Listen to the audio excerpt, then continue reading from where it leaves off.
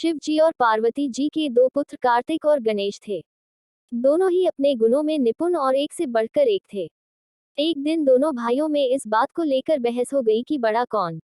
अपनी बुद्धि और पराक्रम से दोनों एक दूसरे के तर्क और ताकत को काटते जा रहे थे।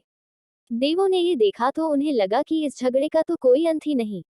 उन्होंने दोनों भाइयों से अनुरोध किया कि वह अपने माता पिता शिव और पार्वती जी के पास जाएं, वही इस समस्या का समाधान कर सकेंगे। देवों का ये सुझाव मानकर कार्तिक और गणेश जी अपने माता पिता के पास चल दिए। जब शिव जी और पार्वती जी ने इस दुविधा को सुना कि कार्तिक और गणेश जी में बड़ा कौन है, तो पहले मुस्कुराए।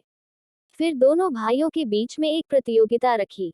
उन्होंने कहा कि जो इस ब्रह्मांड के 3 चक्कर लगाकर सबसे पहले वापस आएगा, वही दोनों में से बड़ा होगा। दोनों भाइयों ने इस शर्त को माना और चक्कर लगाने गए। कार्तिक अपनी सवारी मोर पर विराजमान हुए और तेज गति से उड़ चले।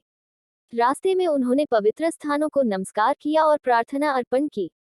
उधर गणेश जी भी अपनी सवारी चूहे पर सवार होकर चल दिए ब्रह्मांड भ्रमण के लिए। पर कहाँ मोर की उड़ान और कहाँ चूहे की चाल।